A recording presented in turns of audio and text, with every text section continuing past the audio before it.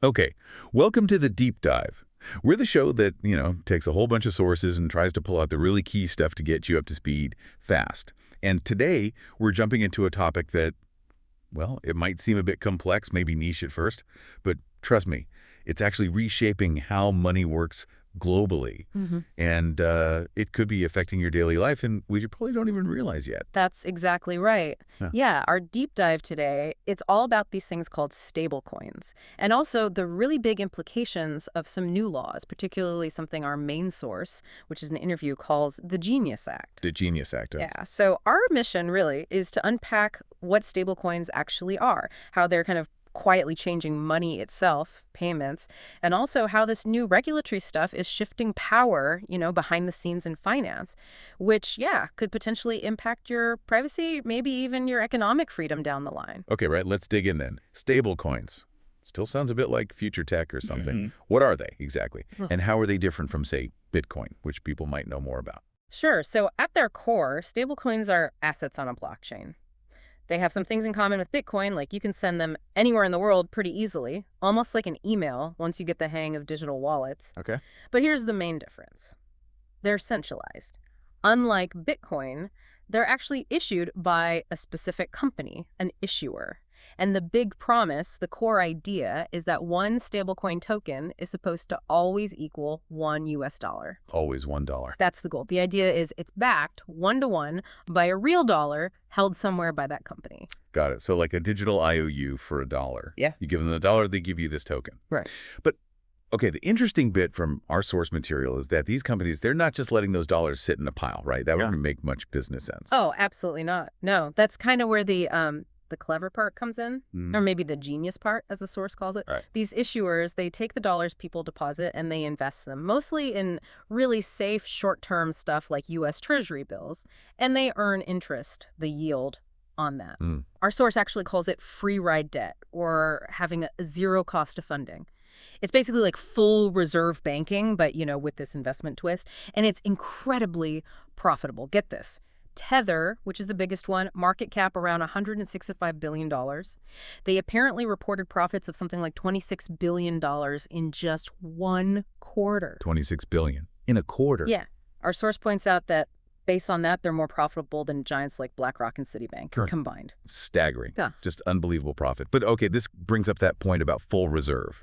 If they're taking those dollars and lending them out, even if it's just buying government bonds, is it really full reserve? Like, is the dollar actually there untouched? Yeah. And doesn't that introduce some kind of risk? You nailed it. That's a critical point. It absolutely introduces risk. I mean, think about it. Even lending to the U.S. government isn't zero risk, right? There's interest rate risk. Things can happen. It's similar to risks banks face. And we actually saw this play out. There's a really good real-world example with Circle. There's the second biggest stablecoin issuer. They had about $6 billion exposed when Silicon Valley Bank got into trouble. Oh, I remember that. SVB. Exactly. And when SVB had its issues, Circle's stablecoin USDC, it actually depegged. It dropped about 10%, went from $1 down to 90 cents for a bit. Right. So the market reacted immediately. Precisely. It shows this market mechanism where, if a stablecoin looks shaky, the market itself reprices it. There weren't government bailouts or anything like that for the stablecoin itself. The market handled it. So the market acts like a watchdog in a way. That's a pretty powerful concept, that self-correction. But I mean, does it always work out smoothly? Yeah. Could that market discipline sometimes, I don't know, fail? Or maybe cause bigger problems? Because if one bank having trouble makes a stablecoin wobble, and these stablecoins are linked to all these assets, couldn't that set off like a chain reaction, like a, what did the source call it, layered risk, or a daisy chain of bank runs? That's the big concern, absolutely. That's the vulnerability. The worry is exactly that. One bank fails, it triggers a run on a stablecoin linked to it, and then that could potentially cascade through the whole financial system. And the transparency, which is usually seen as a good thing, issuers often publish their holdings. Well, that also lets speculators and arbitrage traders jump in when there's a depegging event, makes things pretty volatile sometimes, creates a kind of chaotic dynamic. Right. And yeah, we've definitely seen some chaos before in crypto, haven't we? It sounds like it was a bit of a Wild West phase for a while. Oh, for sure. I mean, you had the Terra Luna collapse, right? Wiped out something like $60 billion. It was marketed as decentralized, but really there was a very centralized figure managing it, and it just imploded. And even Tether, the big one we mentioned, despite being so professional and profitable now, they had a really shaky start. Oh, yeah? Yeah, they lost bank accounts left and right, Wells Fargo, banks in Taiwan.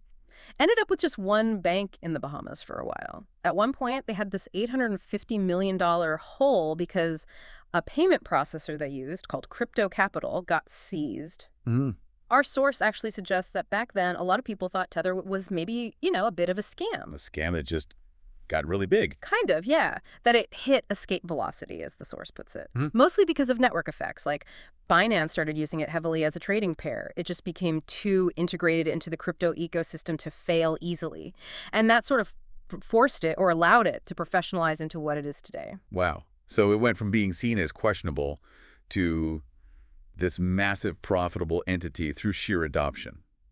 That's quite a story. Okay, so moving beyond just being a digital dollar replacement, our source says stablecoins are being called the best banking model in human history. That sounds like a massive overstatement. Why on earth would anyone say that? It's definitely a bold claim. But if you look at it purely from the issuer's perspective, you can see the logic. They have what's called zero liability cost. Unlike a bank, they don't pay you interest for holding their stablecoin. Ah, right.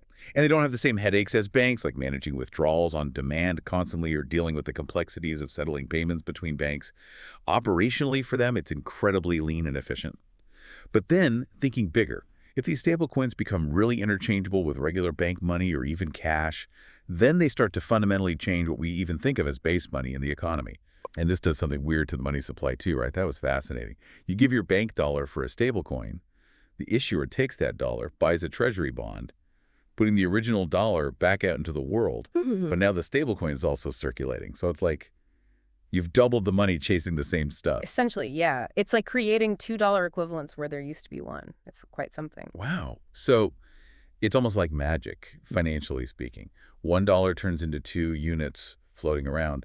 What could that mean for inflation or just the value of the dollar long term? Well, yeah, you're right to ask. If you suddenly have twice the amount of dollars chasing the same goods and services, basic economics says that could push prices up. It's potentially inflationary. But beyond just the money supply aspect, another huge reason for their growth is that they offer way better payment rails than the old systems. That's a massive driver of their usefulness. The better payment rails. Like how? What's better about them? Okay, several things. First, self-custody. You can hold your stablecoins directly in your own digital wallet. You control the keys, you control the funds. It's not like a bank deposit where the bank is ultimately holding it for you. Our source uses this great analogy. Traditional banking is often guilty until proven innocent. Your account gets frozen first, ask questions later. With self-custodied stablecoins, it's more like innocent until proven guilty. You have control. Yeah, I like that framing. Control is key. What else? Payments are 200/7, like all the time, and permissionless. You can send money anywhere, anytime, without needing approval from a bank or SWIFT or MasterCard or Visa.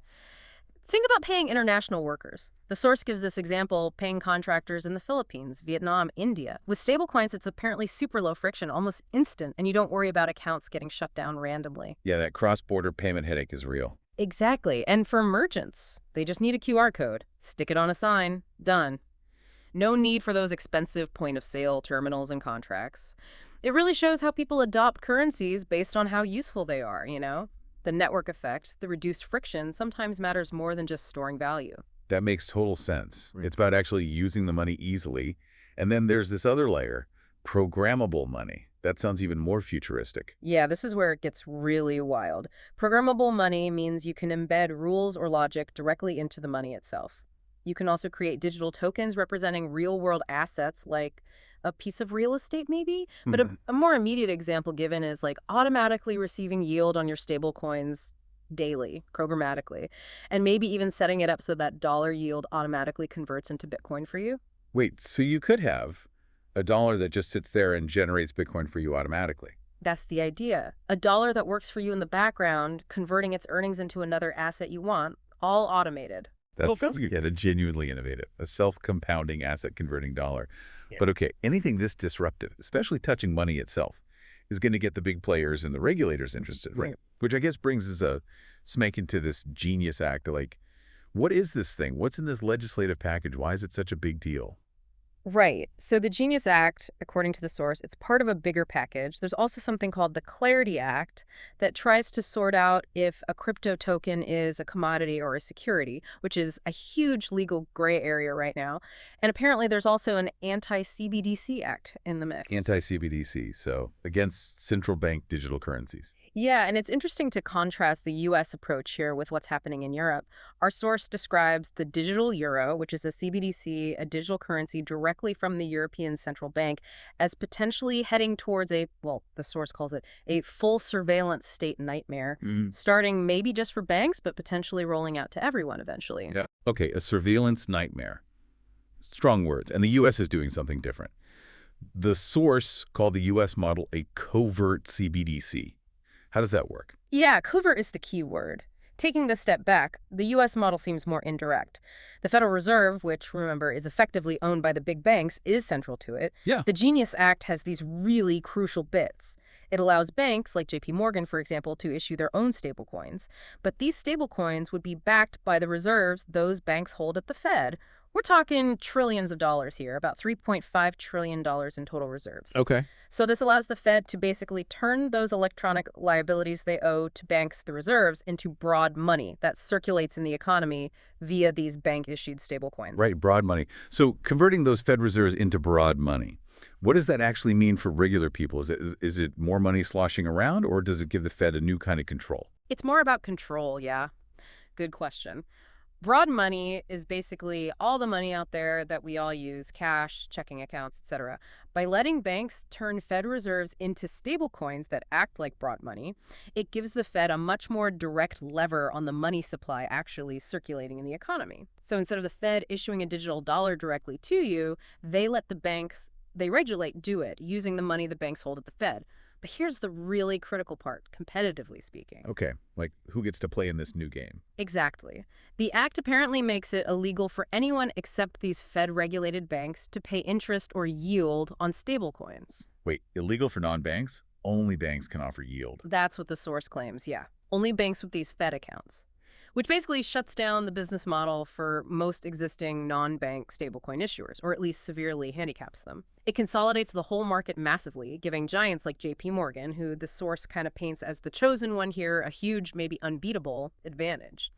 It's described as essentially putting everyone out of business except for the banks. Wow, that's a massive shift in the landscape. Game-changing, really. But doesn't that also introduce new risks into the banking system itself?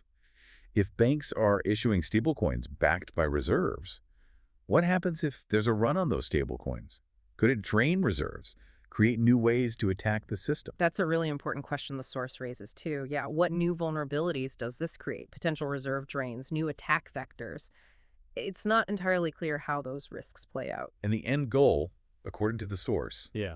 it's not even necessarily that everyone needs a Fed account directly. It's more about getting all accounts onto one ledger somewhere.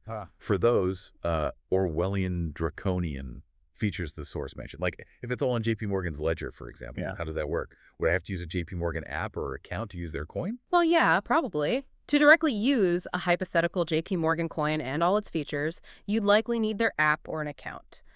But, and this is important, these stablecoins can still exist on public blockchains, like Ethereum or Solana or Tron. They can be interoperable. But the source then points to something else. Ethereum uses proof of stake.